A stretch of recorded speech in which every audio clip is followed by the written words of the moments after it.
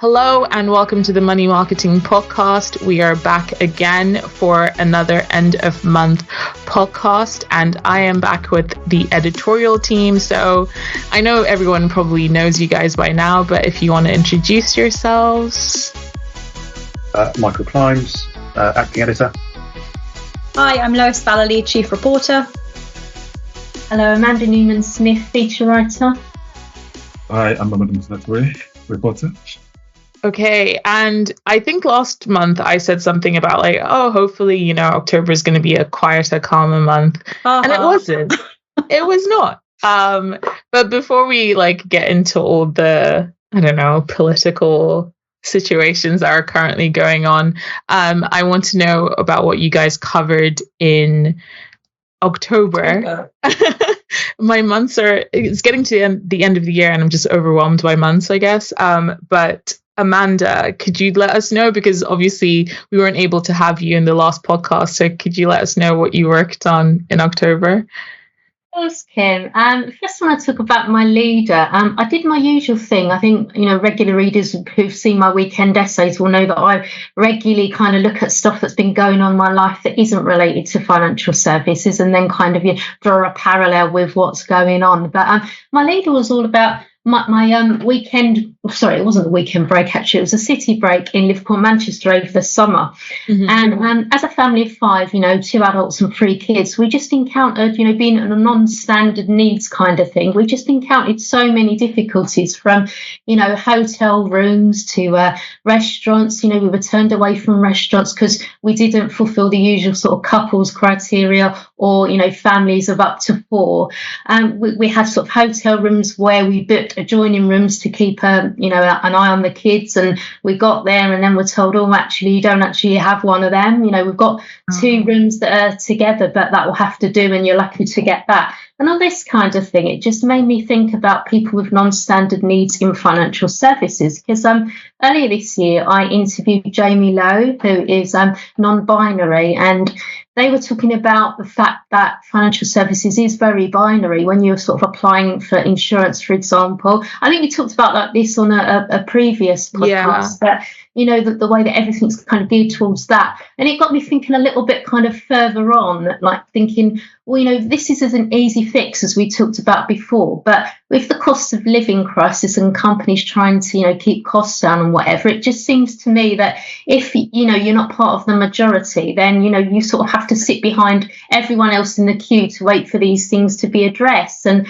I just sort of felt that my situation, trying to just, eat with my kids, it's kind of a little parallel. It was kind of just too difficult, and there's lost revenue if they kind of push tables together, just seating us at a table that you could seat 8 people at when you've got 5. It's just that sort of thing, and it just sort of made me think really that we could be doing more, and we're turning people away, we're leaving them to wait, but these people do matter because they are future sources of revenue. They are customers that you need to protect now and not just worry about, I've got to cut my costs now, and they don't matter because they're not a majority interest. So that was that.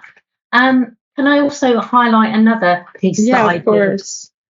This is my financial advisor to be piece, because we all know that, we're all working longer now than we've ever done before, and people are they're doing semi-retirement, that sort of thing. So for a while I've been thinking, if all these people are in jobs that normally they would vacate and go off to retire, but they're choosing not to, they're quite enjoying it, they need the money or whatever, what does this mean for younger people coming up? And in a news meeting, I was talking to Mike about it, and Mike said, what does this mean for financial advisors, new people coming up for that? So that was an area that I'd never thought of exploring before. And I must admit, I came at it thinking that was how it would be, financial advisors, if they are choosing to stay on, then that's kind of limiting opportunities for new entrants. But speaking to people was actually surprising, because the opposite was the case. It's kind of obvious when you think about it. There's an advisor shortage, going back to the RDR and all that sort of thing, when everyone decided that they would rather get out of the market than sit exams and whatever.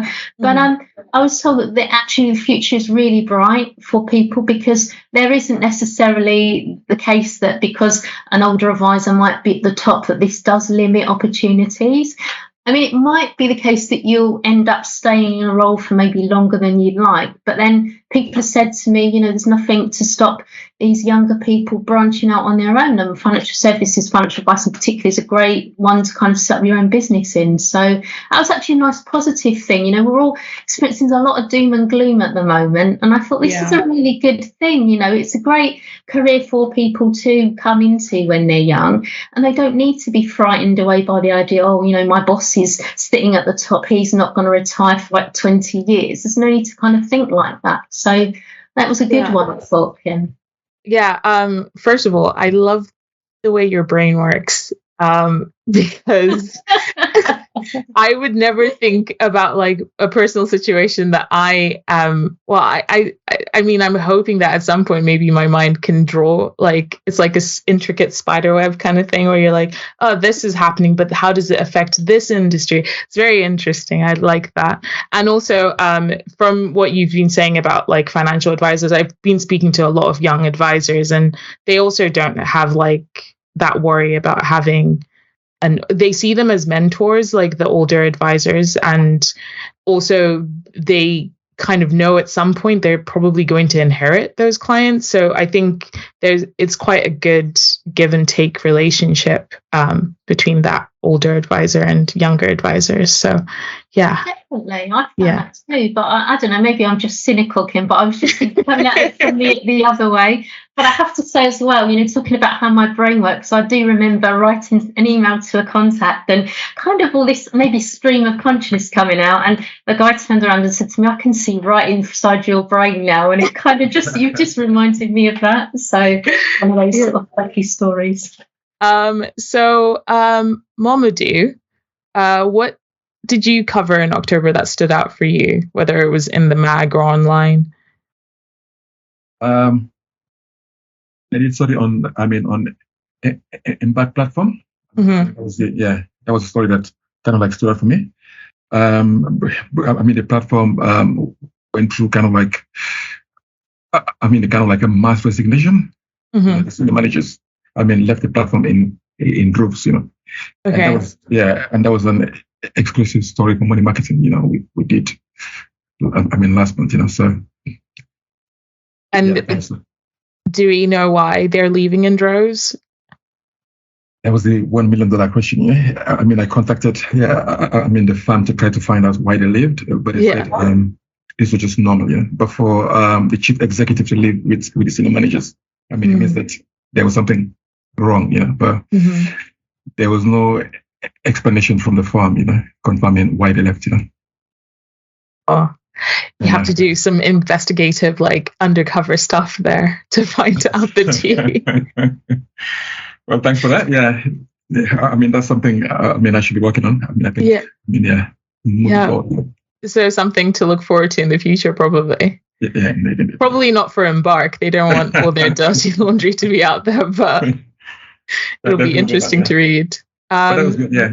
That was a very good story, I think. We can't. Yeah, I know. It was a really great story. And was there anything else that stood out for you? With all this political crisis going on, I think that kind of like stood out. I did my leader on kind of like advices dealing with clients, and it's took kind of like 4 versions, because things just kept happening, I did it before Kwasi Content was sacked. Yeah. And then when he was sacked, I did the second draft. And I filed the second draft. And after the second draft, his trust was gone. Exactly. His trust was gone. So Mike was like, you have to change it again. So yeah, so that was very hard to kind of. It's been a difficult.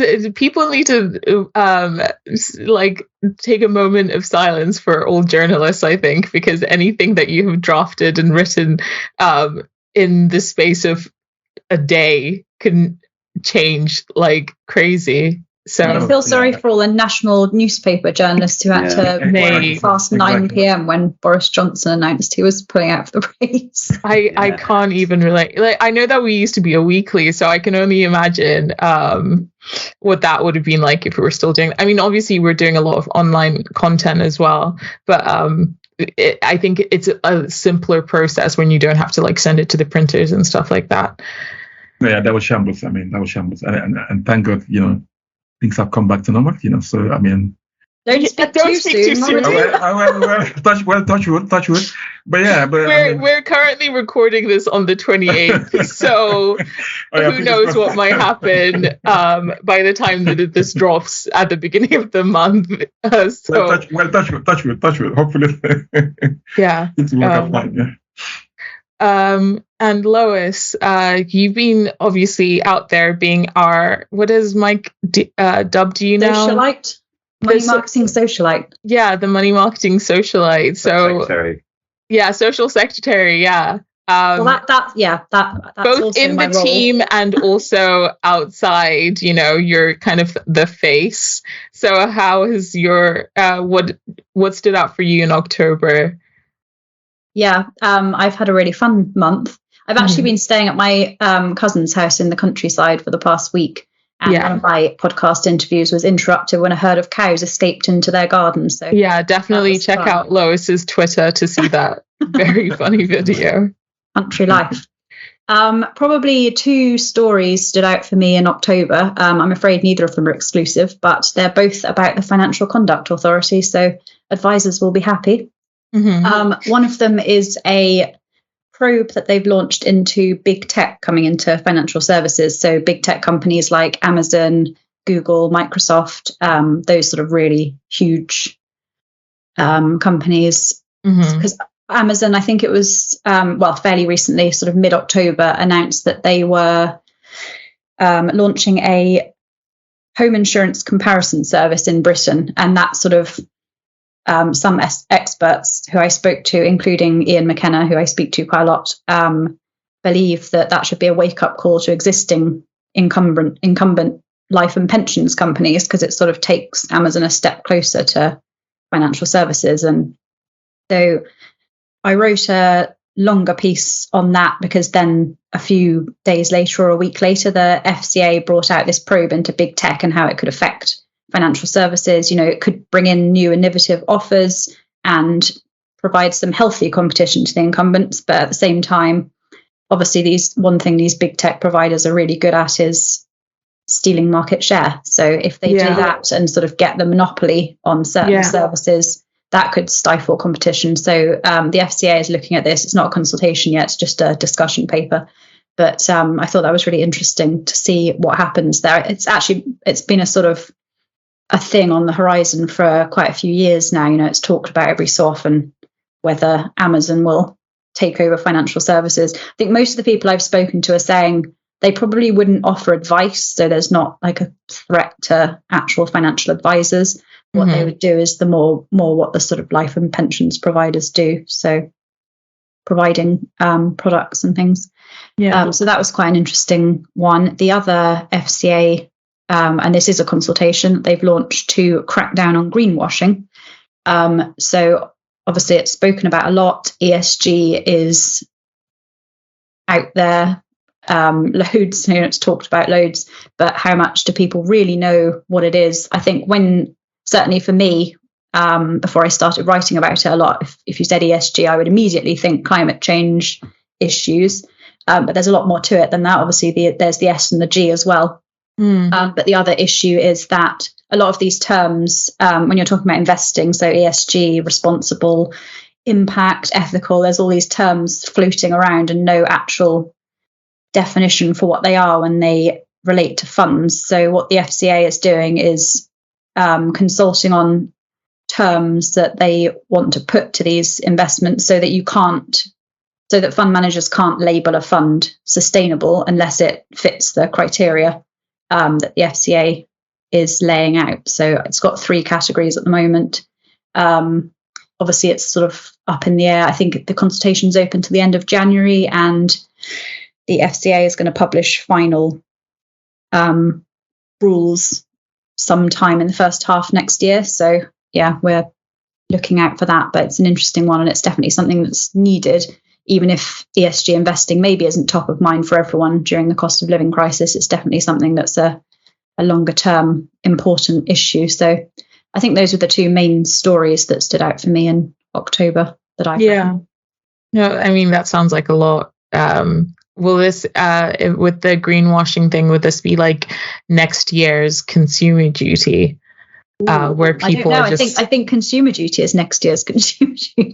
I know, but it feels like there's been this whole like get prepared for consumer duty. But I'm saying definitely. In terms of like if they do come out with rules and what you need to put in place to prevent greenwashing, will it be get prepared for? Like, will that be something advisors are having to look at? So yeah, it's it sort of fits with the consumer duty as well, because it fits with this whole thing of making sure that clients understand the advice that's being given and understand what advisors are saying to them.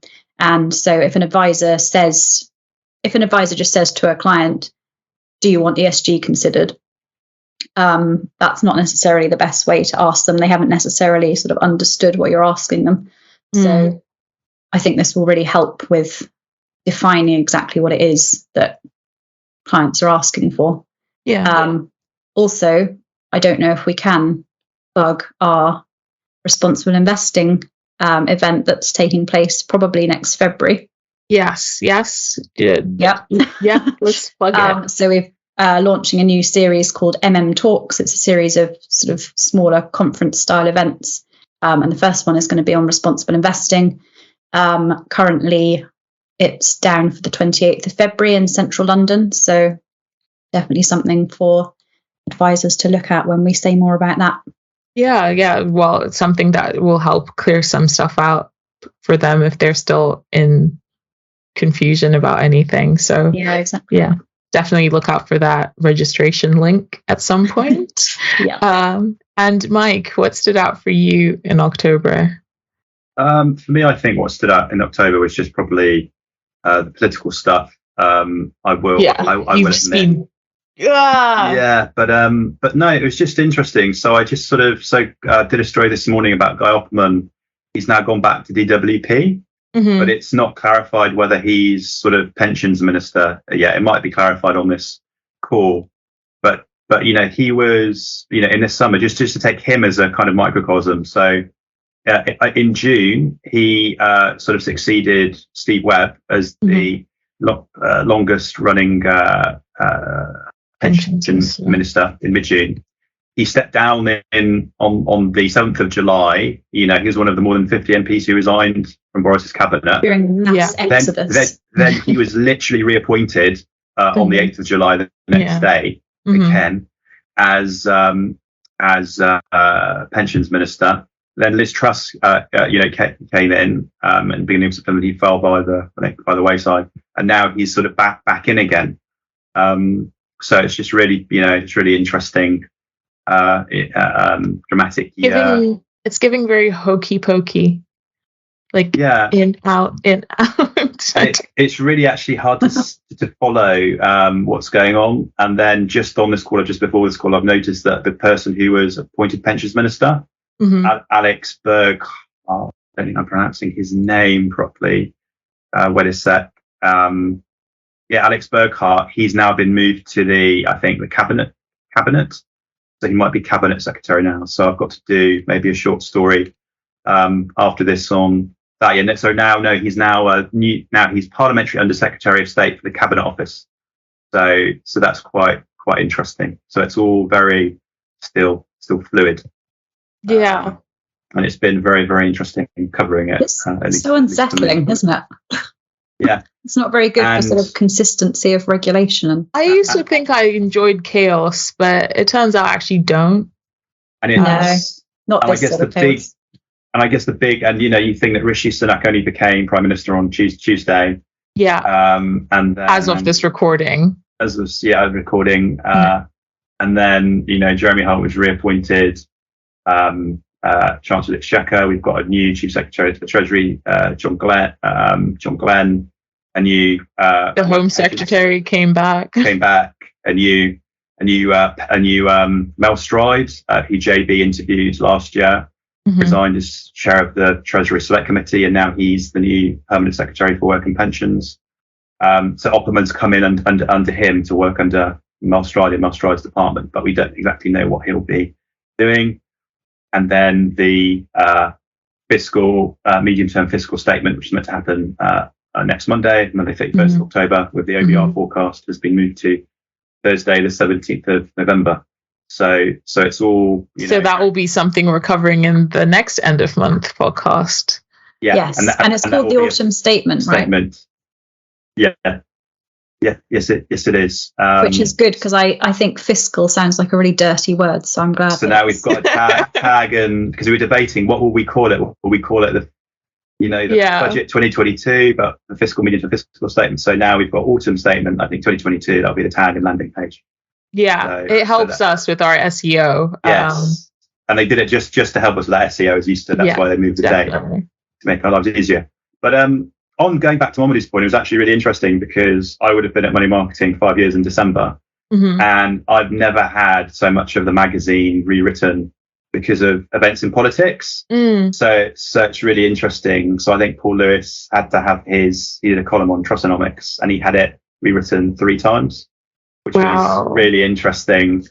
So yeah, and initially in my view, I didn't mention Rishi Sunak had just become Prime Minister on Tuesday, which happened to be our press day, but then we mentioned it in the diary. So to be consistent, we mentioned him, put it in. So it was all kind of really.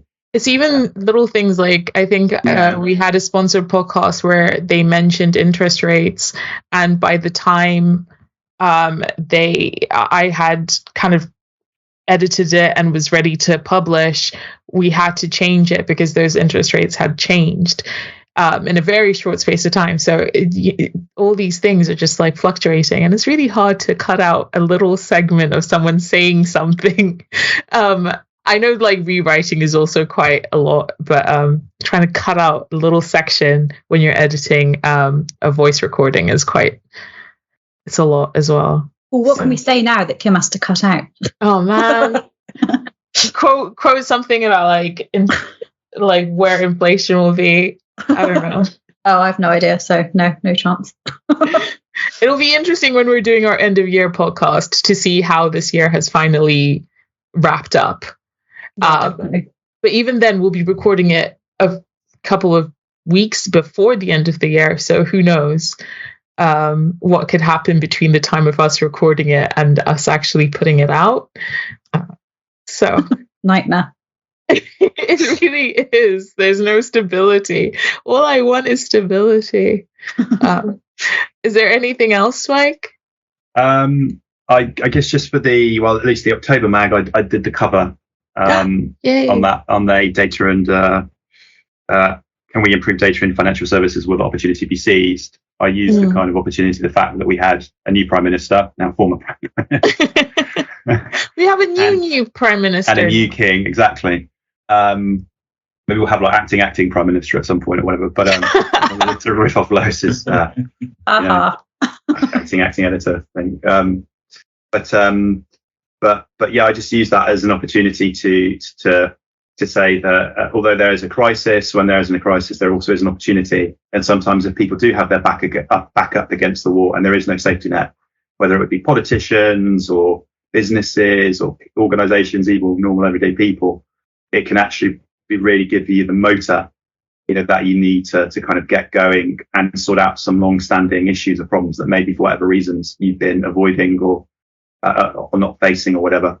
So that was the kind of like the FCA Consumer Duty and pensions dashboard being 2 big projects, which if they do come to light, emerge, hold a lot of promise. But if they don't, that would be a shame. So I also did that for the October issue. You also had a really interesting weekend essay that when this will go out, it will have been published, comparing politics to, or like asking what politicians can learn from Strictly Come Dancing, which I just want to know, how did you think of that? Was it just because you've recently been watching it and you thought, this is a fair voting system, I want this voting system? It came to me, I don't know, I always love I love poetry and I love images, and I think that like metaphors, you have a particular image in a poem which holds it together. It's like the spine of the poem, and I think if you apply that to any piece you're writing, it kind of gives focus to the piece. And I came up with Strictly Come Dancing because I thought it's popular. there's a democratic element to it. And I just riffed on it. So when I need them, they do emerge. Thankfully. And you did use a really good. I called it a bar at the end, which I need to get the proper quote. What did you say? Sorry, I'm just looking for it.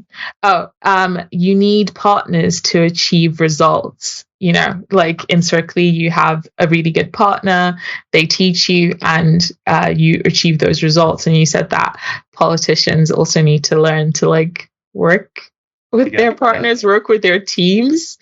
I mean, it's like us, right? We're a team. I mean, it's if we all started behaving, like that lot were, say, over the past 6 weeks in September, there would be no bloody marketing, right? It would just acting editor, like however many actings there would be.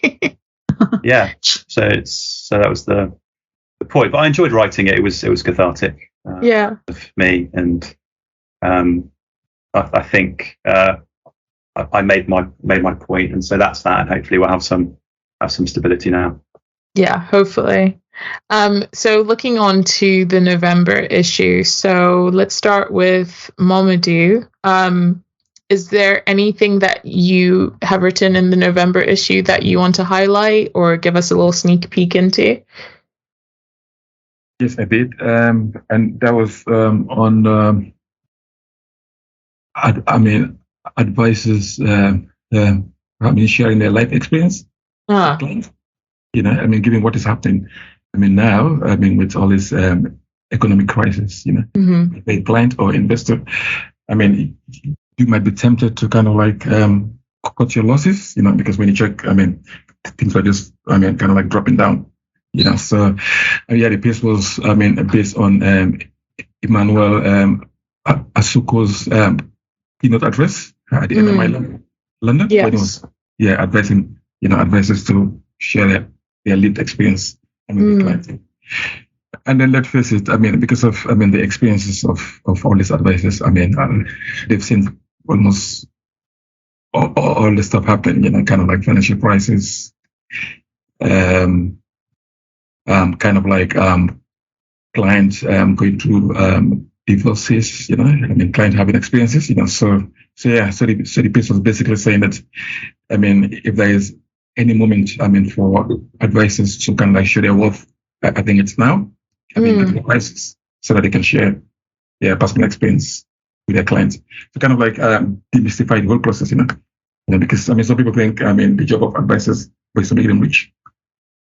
So and the piece was just saying kind of like if you share your own personal, experience, your own financial, kind of like status, that might help the client. Yeah. That makes sense, though, because if you're able to relate to someone, you become more comfortable with them and more trusting of them. And a lot of being an advisor is developing those relationships. So, that makes sense. Indeed. And then when clients, have problems, just imagine if you have, and then when problem comes, they normally comes in twos or more, kind of like, so but if the client is going through a divorce, which is kind of like painful, kind of like very hard for them, and then maybe there's a financial crisis. So it's like too much, so kind of like having that conversation with the clients, make them feel at ease that this will pass, because, as part of their own projection, there is always that, room for, times like this, when things will dip, that's where they share that things will get better, after. So that was the focus on the, of the piece, pretty much. I always do wonder when advisors, because they do deal with such like emotional situations sometimes, I do wonder if they have that training and capability, like it's almost like they're not exactly counselors, but some of the things that they're dealing with is, I wonder if they would need that extra layer of training to be able to have difficult and complicated conversations, because like anyone who works in like the medical profession, for example, they have those trainings as well, to be able to have those, like, let's sit down and have this conversation. So I don't know if it's something that would be worth it. That sounds like a very good idea. Something worth, checking with the advice. Yeah, I have talked to some, and they've said that it's something that they've had to learn along the way. Okay. But I don't know if it would be something that would be helpful.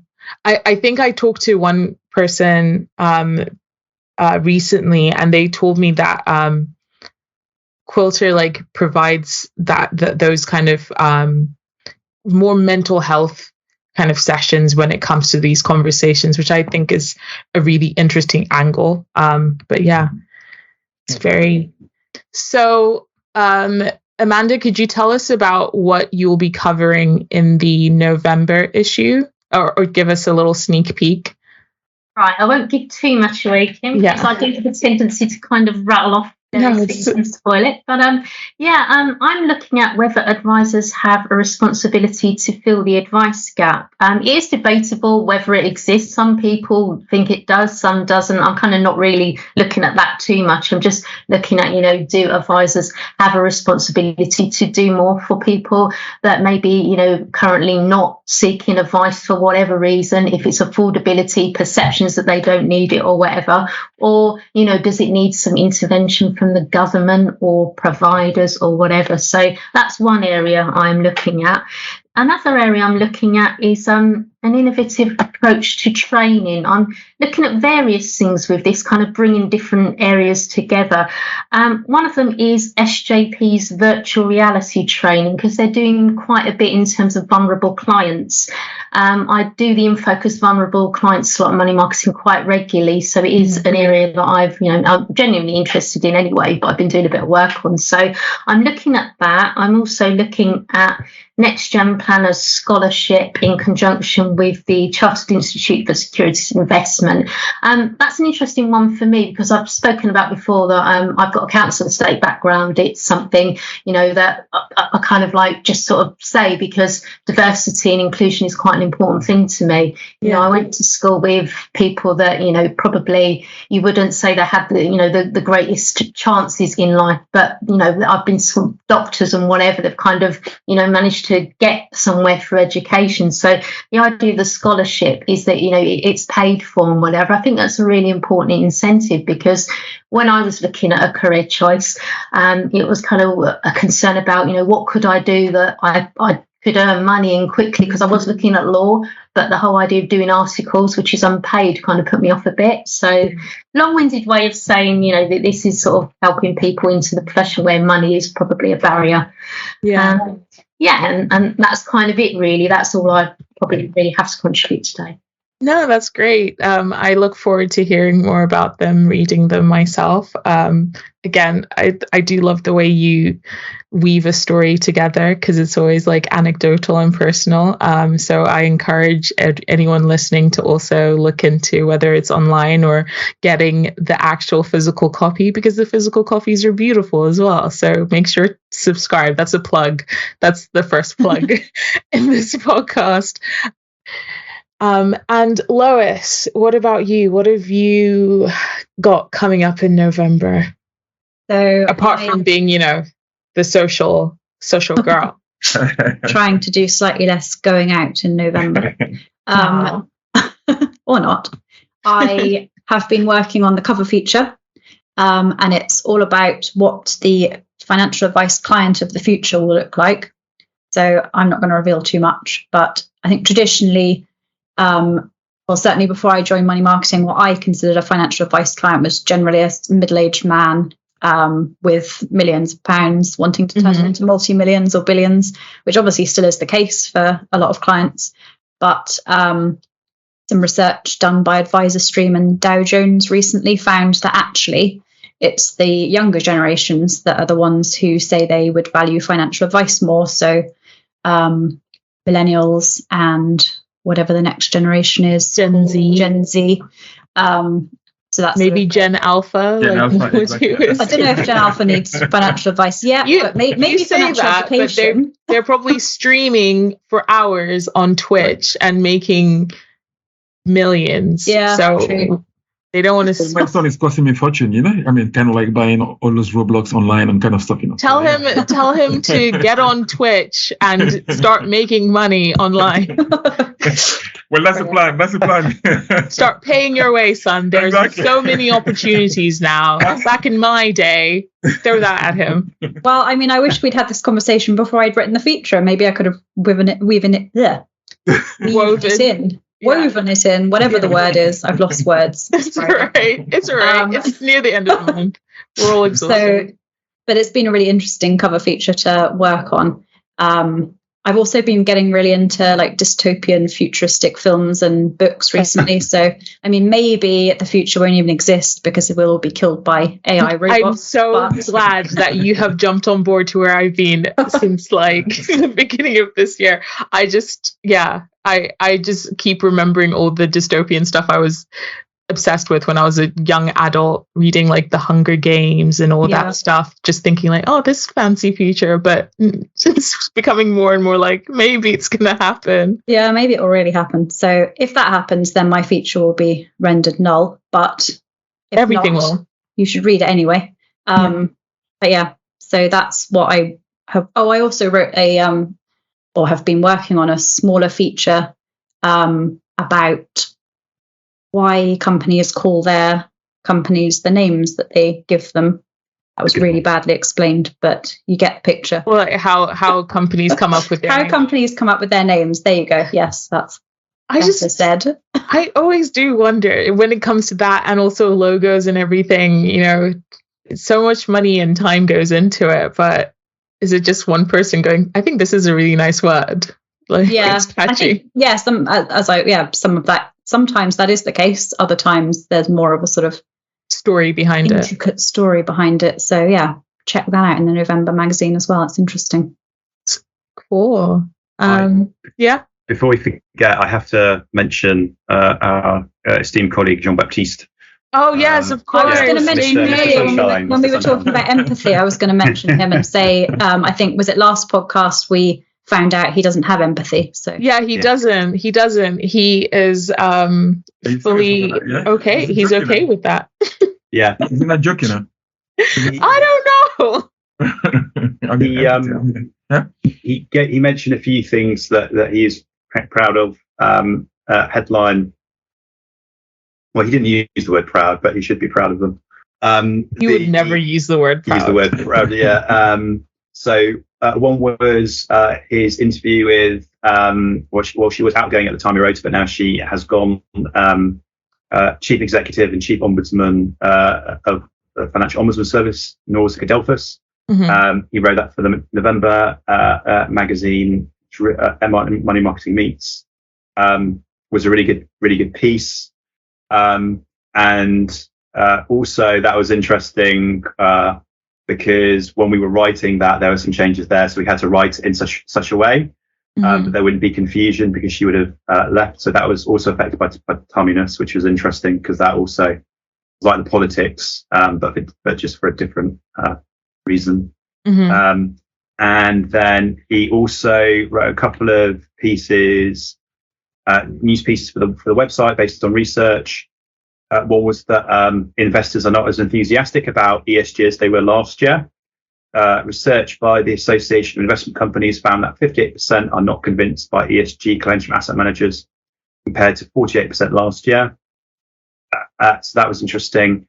And then there was also a report that by Next Wealth that found that advised client assets invested in sustainable funds and portfolios rose from 18% to 22% between April and August 2022. That's maybe giving a slightly different picture.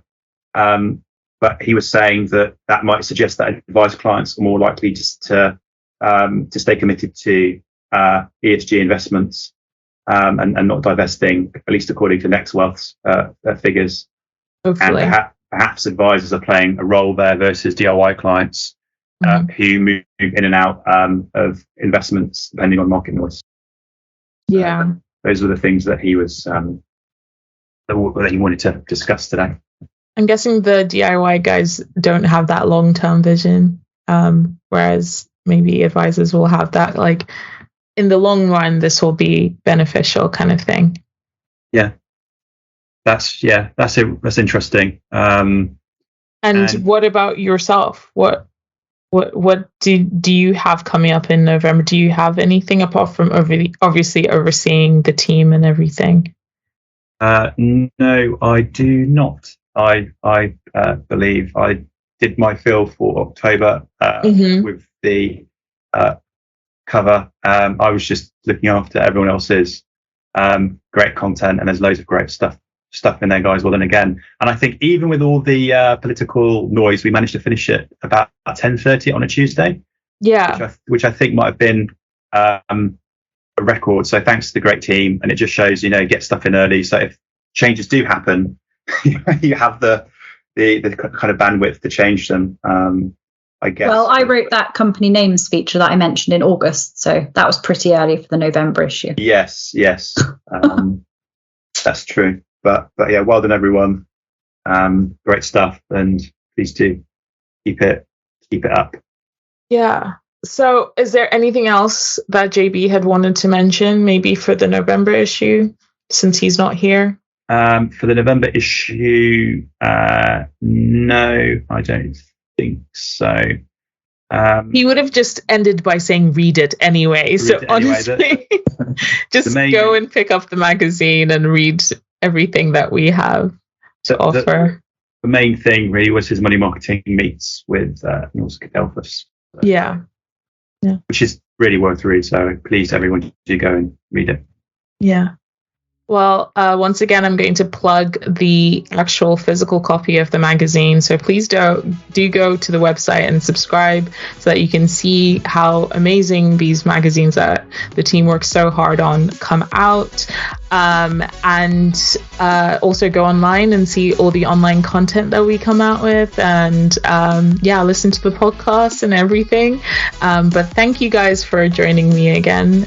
And I look forward to whatever might happen in November that we'll be talking about. I'm excited to see what we'll be covering in in November, because I genuinely didn't think any of the stuff that happened in October would happen. That's probably why my mind is all over the place. But thanks, guys, for joining me. Thank you very much. Thank you. Bye.